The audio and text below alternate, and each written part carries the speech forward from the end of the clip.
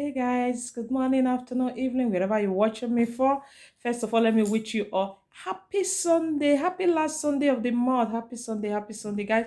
Hope you guys went to church today. For me, I did, and it was awesome in the presence of God today. Yeah, thank you guys for subscribing to my channel, watching my video, the calls, the comment, and everything. Thank you, guys. I'm sorry for not uploading any video last week due to some massive work. Yes, without wasting much of your time, please, whenever you watch my video, please try to click the like button. Just press like and press the bell notification in case whenever I upload a new video, you'll be the first to not be notified. Thank you very much, guys. Without wasting much of your time today, let's dive into the topic, which is commitment. Yes, you heard me right. Commitment. How do you know that somebody is committed to you? You know, we normally do it, men and women, but today we are going to be taking that of the women first instead of the men. So we are taking that of the women first today, then the next time we'll talk about the men. Yes, commitment. How can you know that somebody is committed to you or commitment to you or committed to you? Committed is the same thing. You are committed, oh, you are commitment to this person. Yes, it's also the same thing. Thank you guys. Thank you guys. Let's dive into the video today. Yes, we want to talk about commitment. Commitment. Submit. You commit to somebody, you submit to somebody. They are the same thing. How you go tell no say somebody they committed to you or they submissive to you? Now we want enter. So today we go first start for the women own. You know, say normally I dey always they talk of the men first before the women, but today every day for men. So today give woman a chance. Ladies first. Today is going to be for the ladies first. So how you tell no say, so how do you know that somebody is committed or committed to you? Yes, you are supposed to know that somebody is committed or committed to you. How? How do we know, and how are you going to know that somebody is committed to you or submissive to you? Yes, first of all, we are going to be taking that of the women today, like I said. How do you know that a woman is committed to you? How you tell no say this woman is committed to you? How you want fit take differentiate? How you want fit take no say this woman is committed to me oh. So many rules dey for you to know say as a man to know say this woman really dey committed to you. Number one for those rules, I no dey try to dey teach you. Like I dey tell you all the time for my video, say I no be teacher. I dey learn as you dey learn. When we see topics, sometimes most of this topic not be only wetin come for my own vision. Some people they call so and so thing I want me to talk about her. If we look and say the things still they interesting, we'll still talk about her. Thank you guys. So how you want to know say somebody they woman they committed to you, because this one a woman also will they talk to the men now. So the next one we go talk to the men, we go talk to the women through the men.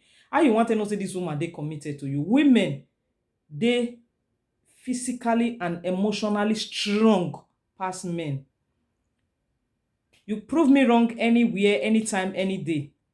Women, they physically and emotionally stronger than men. That physical strong, not be that strength wey you dey take dey walk, or I get power to take beat woman, all those things. Not be the physical strength wey we dey talk. That one are just temporary. How woman take dey physically and emotionally strong pass men? Wetin woman fit do multiple things at a time which man cannot. For example, e dey cook, e dey clean, e dey iron, e go put food on fire, e go dey bath children, e go everything at the same time, and e go do all of them perfectly well. You heard me right. Woman fit do multiple things at the same time. E go put food on fire, e go dey use one hand dey wash cloth, e go dey use one hand dey bath the children, e go dey use one hand dey sweep, e go dey use one hand dey wash plate. E go do multiple things at the same time, and everything go arrange accordingly. But men, they no go fit. When they focus on one thing, if that thing never finish, they no dey fit dey divert. Prove me wrong anytime, any day, and I'm still here to defend it. So secondly, for that emotion, if you toy with woman emotion, you see woman say you toy with her emotion, oh, she can move on. I know they try to tell you say men no dey move on. Woman dey move on fast than men. How? You feel say this man don't marry another wife or you get another girlfriend, not being determine you moving on. You feel see woman say remain single for years, e not determine say e no move on, because e dey try to build herself, arrange herself. And that emotion wey we dey talk so, if you talk of childbearing, you see woman now, e go dey labour, dey struggle, person go labour go dey do am, e go pass person, go say how are you, say fine, go arrange yourself because e no want make person know. Secondly, if you enter labour room, you go know say some women wey no dey fit shout, e go dey glance her teeth, dey hold anything when e see, but e must make sure say that pikin come out successfully. That woman must make sure say that pikin e come out successfully. You understand? So she must make sure say that pikin come out successfully. You see man now, e go marry another woman. The woman no go kill herself, e go dey there, e go dey bear. Her emotion e dey there. E go dey bear, e go dey bear. You see man go leave children for woman. The woman no go pack the children throw away. E go dey there dey struggle. E go dey take care of them, go dey struggle. You see man go beat woman to number nonsense, to stupor, to even death, some to even coma, to this. E go struggle come out. Why? Because e dey think say my children, my this my that so those are the physical and emotionally strong wey women take dey. Now let's talk about commitment. How you take know say this woman dey committed to you? Number one, e wan dey around you all the time. If woman dey committed to you, even if you no want make she come your house or you no want see her around, e go dey force herself on you, go dey around you. Number two, e go dey post you, your picture, anything. Number three, whether you get money, whether you no get money, e no wan see another man, e no wan see another person. E just dey there for you. Now e go dey tell you say no worry, I no need the thing. Your mate dey wear this, your mate dey do that, I no fit buy anyone for you. Now she go dey tell you say never worry, when time reach, God go do am, you go do for me. Commitment. When woman dey committed to you, before you touch am, e don succumb to you, e don admit, e go tell you say come. If woman dey submitted to you, before you even baby, e don agree for you. Because why? E dey commitment to you. You no see if woman not dey committed to you. Okay, now if woman still dey committed to you, anything wey you say may do, e go dey do am. E go fit go farm for you, e go cross river for you, e go borrow money for you, e go do anything for you. If woman dey committed to you, not be the one go tell you say you no buy motor for me, you no buy this one, your motor not dey okay. Be like say I get money, make we take go repair. I no want make you trek with your leg. If woman dey committed to you, go help you build your house successfully. Not go dey talk say which one you want come give me, which one you want build for me, or may I buy my own first, or may I do my own first. If woman dey committed to you, e go help you, e go make you, e go dey lift you instead of himself. That one na woman wey dey committed to you. Anything e wan make you be first, number one priority. That one na when woman dey committed to you. You go be number one priority. You go be the first. You go be the best. That one na when she dey committed to you. Now your own be first. Before you come for work, your food don ready, your laundry, everything they don do am. No matter wetin you do, she no dey complain. Even if he catch you, I go say I forgive you, because she dey committed to you. Now you dey see some women, even if you born pikin for outside, they go tell you say bring her, no worry, because he dey committed to you. And most men, they take those kind of women for granted. They go think say maybe the woman dey find husband, e no see who carry am, I what pass am, e no be my standard, e no see another person like me, e no go fit. No. You are getting it wrong. Those kind of women are wetin you suppose use rope tie join your body. You go use your belt and join your trouser. Those kind of women, they are very rare to see. You will use your belt and join your woman, your trouser, sorry. That is why they talk say a good woman, a virtuous woman, who can find? Good woman is on day from the Lord. Who can find? Good woman, virtuous woman. That be woman where they committed and submissive to you. That commitment or that submissive way we dey talk so, it not be foolishness. So you know, see some people go say mumu, this woman, we dey talk am. Even say you go, that's why I mumu. Talk am to ourselves. This woman mumu. That's why you mumu. Anything wey this man dey do you, you know, you blind, you this, you that. Nah lie, just wait till time they come. The woman still dey submissive to you. Now make those things they happen. Now, more talk am when the woman not dey submissive. You know what they call commitment. If woman not dey commitment, or if woman dey commitment, you go know. If woman not dey commitment, you know, say women, they be emotionally being. They can control 30 emotion at the same time. You see woman, you go, they love your husband, love your children, love your family at the same time. Nothing broken, nothing missing. You go love your children, you go love your husband, you know when to attend to your children, you know when to attend to your husband, you know when to attend to your family, you know when to attend to your job, you know when to attend to your business. You go, they do everything at the same time. And all of them, you go get love for all of them, go get all of them together in mind. That make una dey see say I know so many women. That make you dey see say woman go born pikin wey not be your own for you. You can never smell it one day. You no go ever know. Why? Because she be emotionally being.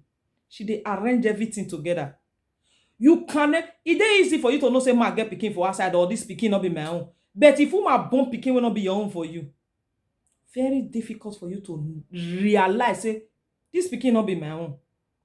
Even if you dey in the verge of that DNA, the DNA go still come out. The woman go tell you say, that DNA na fake. Now you get this pikin. I don't know that recently I see one post. This our popular comment there. This is Nedu. When they talk like Hausa man, this is a short man. Sorry, you know, he wife. The man come find out. He want carry a wife and the children go Canada. Come find out say the senior pikin not being getter. For the woman to beg us, if he say they one on one, or make they do one kind. He come out, come the right say he no ever tell the man say na him get the belle, or say na him get the pikin. The man only assume because they are married. So when you are married and you get belle, your husband need to come ask you say where you for carry pikin come. Like seriously, I don't know. So now make me they try to tell you now say if woman, I see of one story where we say this one person where they very very close to me.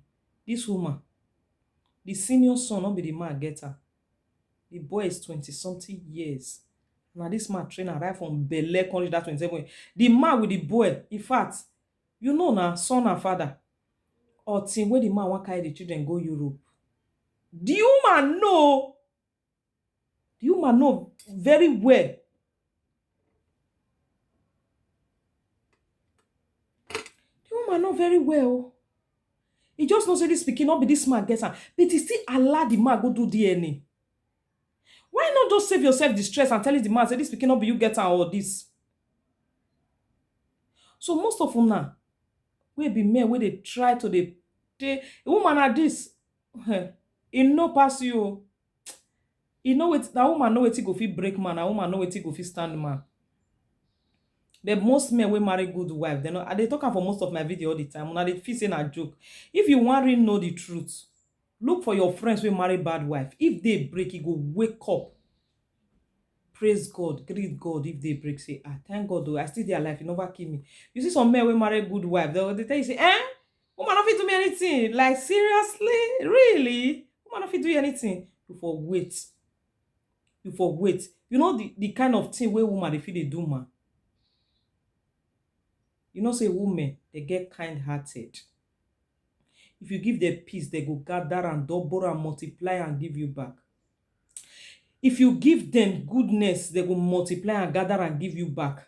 If you give the ordinary sperm, they will multiply and some will give you 3 plates, some will give you 4, some will give you 1, some will give you 2, they will give you baby, human. If you give them groceries, they go make them to be me, you will see chop. If you give them money, they go arrange your house for you. You know, see if you give woman trouble or sorrow, think you go multiply, arrange am, join her plus minus, can't give you. What do you go expect? Now bomb. It be like when they talk say woman are like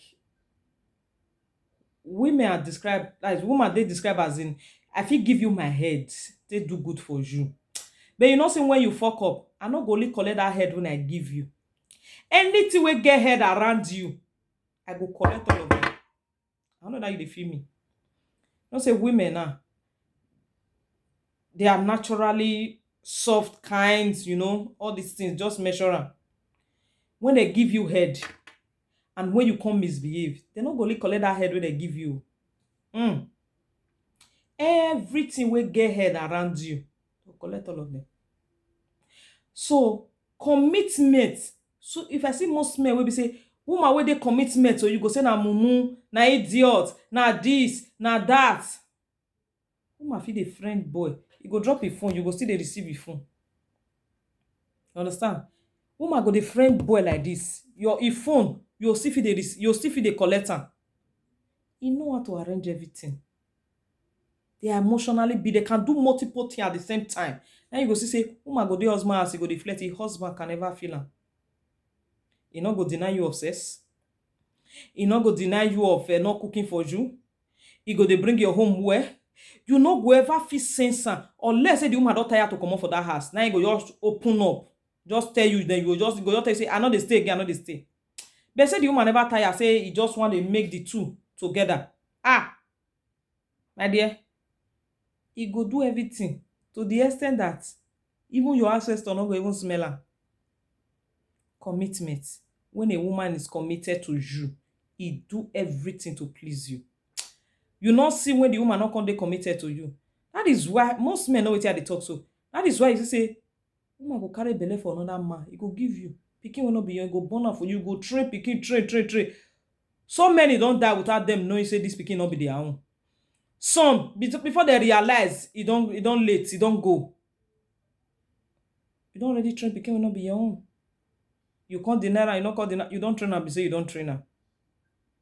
I no dey try to talk say na good thing. I only dey tell you say commitment, when somebody dey committed to you, don't take it for granted. If woman dey committed to you, e no wan even hear whether that man na billionaire. E no want anything wey go attach another person, go just dey with you and dey with you.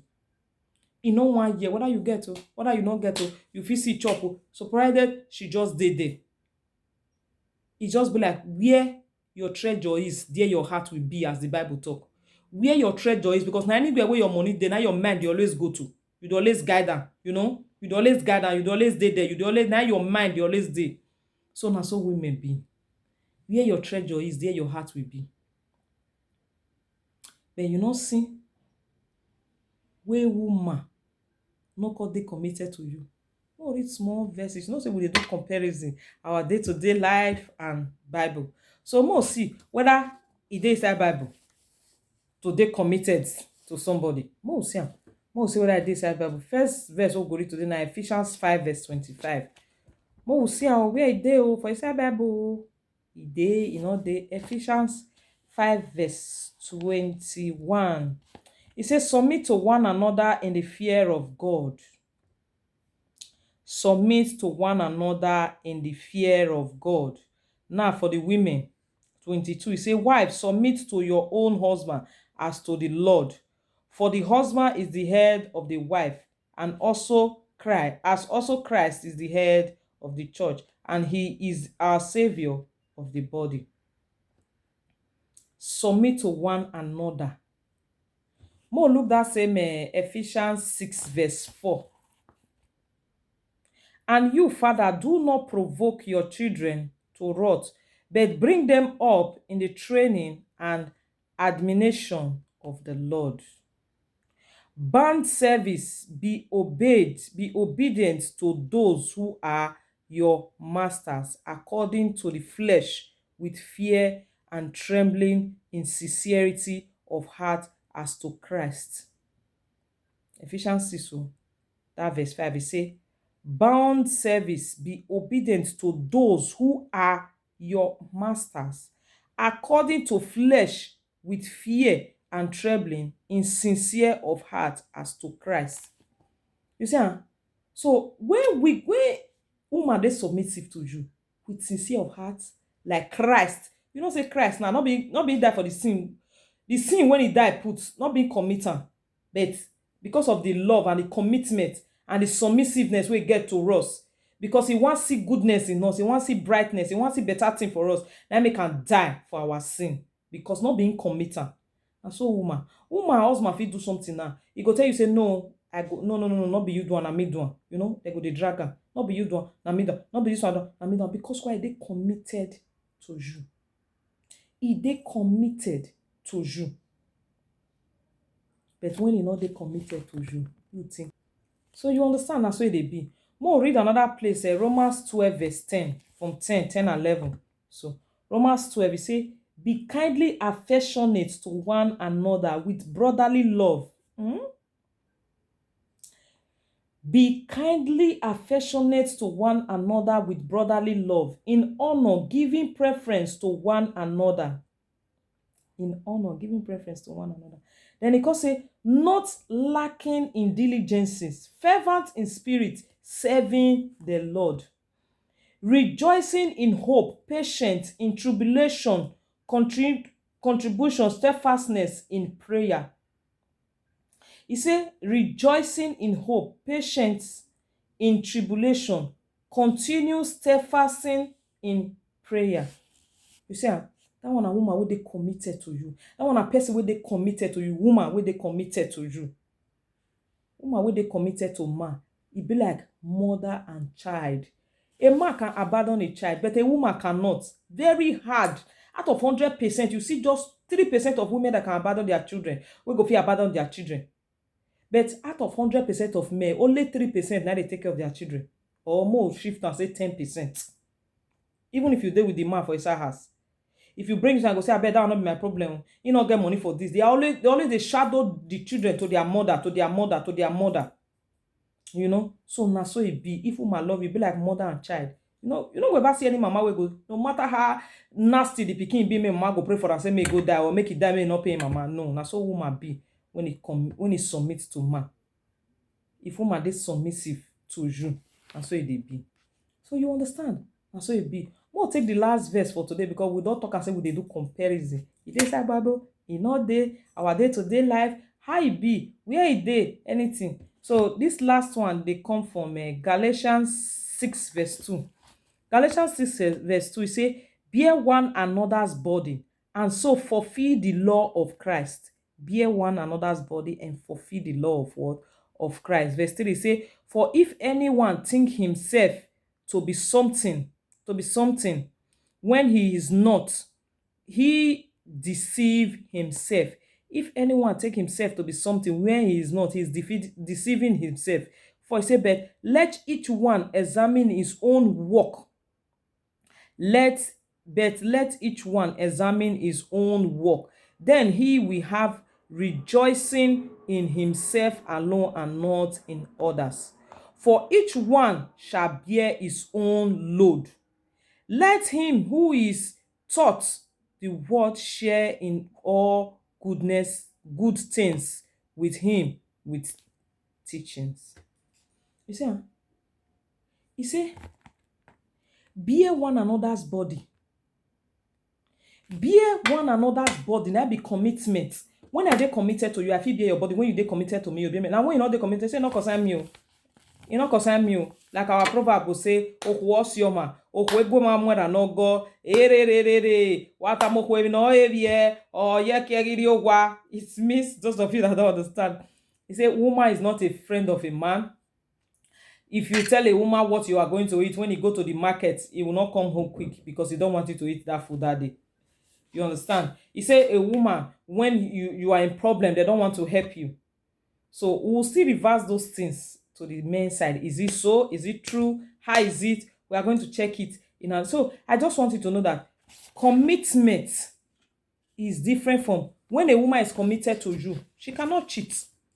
When a woman is committed to you, it will not hide the back and cut. When a woman is committed to you, whatever you are doing, the woman want to support. A committed woman, he want to support so that you will know that, my money is among you. I help, I join. He not go tell you, say, I leave the whole thing for you. Committed woman, even if you ask for school fees and he have the money, you say, I don't have yet to just wait. If he draw you for withdraw, you say, I don't have the money yet, wait. Committed woman will wait till when you have the money. Even when you have the money and say, I want to give to you, say, are you sure we don't have another need? The withdraw can wait anytime. I can plait my hair like that. I can do this. I can do that. That is a woman that is committed to you. But you see the ones that are not committed to you. If you have not buy that withdraw, if you have not buy that thing, that wrapper, that cloth that they answer you, there will be no peace in that house or till that her needs.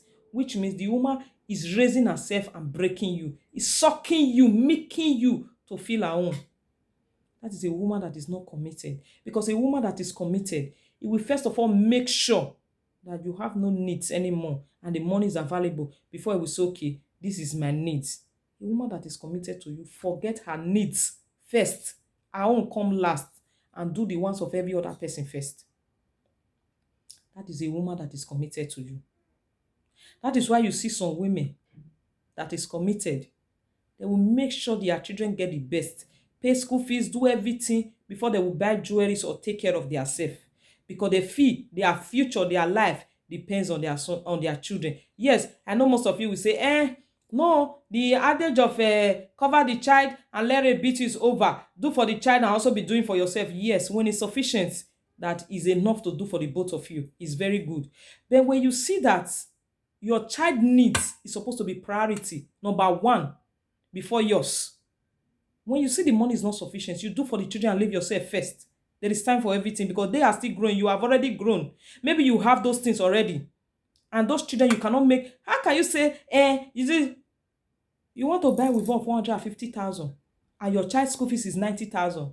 You prefer to buy that with one and they'll be chasing the child out of school. Or you prefer to pay for the school fees and wait whenever you have enough money, you buy the with one. So tell me, or you want to buy gold, Sister Fine? You want to buy gold as a good mother. Because you want to buy gold, your child's school shoes is spoiled, or the uniform is torn, or the school bag is not good, or you have not completed the textbook. You prefer to buy your gold because you want to show off. What is the beauty of a mother? It's your children. If you don't know it now. That is why you see some women, they will dress. You see the way I am now. Let me just call one of my child now. You see her tattered. Na small pikin. Not be any small pikin. Not be any small pikin. See some women, they will dress the best clothes.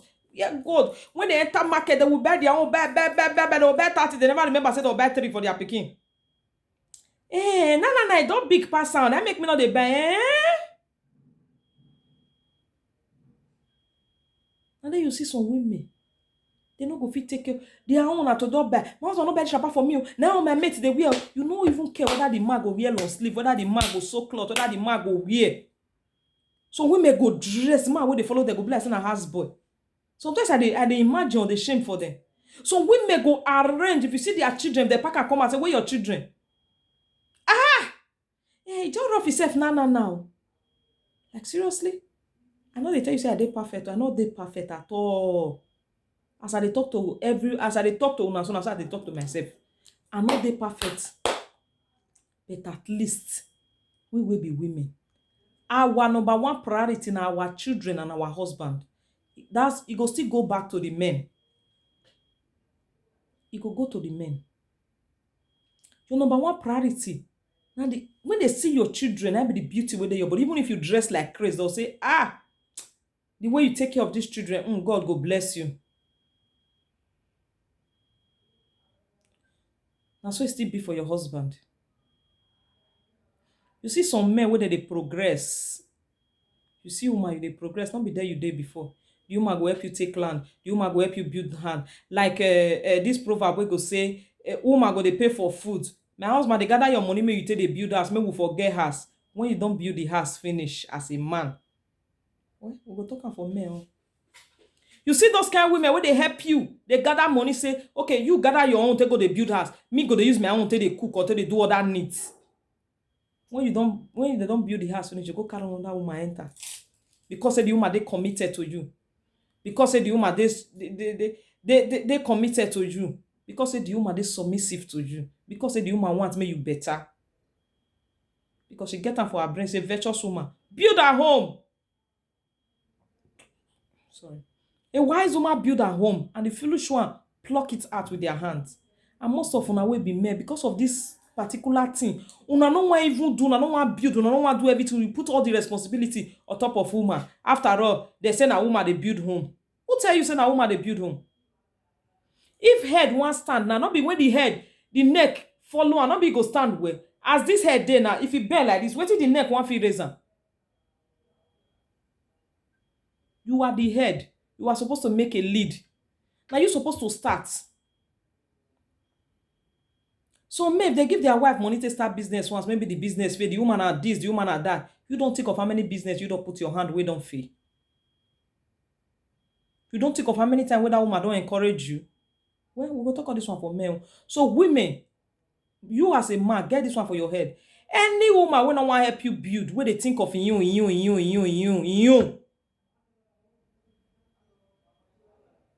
she's not committed to you. If your car spoil, say, na my own spoil, repair my own first before you go repair your own. And na that car you take dey work money. No be me tell you, okay, repair your own first. Anytime you get money, if you repair my own, I fit dey enter car, but you go dey drop me. No, I no fit trek o. I no wan waka o. Just repair my own, repair my own, repair my own. Na you know as you wan waka with your own. Most of una dey see these things, but because of the beauty, because of the shape, because of the personality, because of the popularity wey the woman get, you go dey bear, you go dey do this, you go dey do that. At the end, wey water go come pass garri na, you come dey find one come dey help you. Men, any woman wey dey committed to you, submissive to you, like I tell you before, take your bet the woman join your trouser. Take rope, tie am join your waist oh. Take rope, tie am.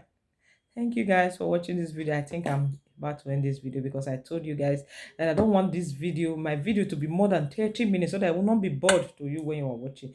Please check those scriptures and see whether they are true. And let's work hand in hand. Happy Sunday once again. Bye. Thanks for watching my video. And don't forget to subscribe, share, like, subscribe. Thank you. Bye.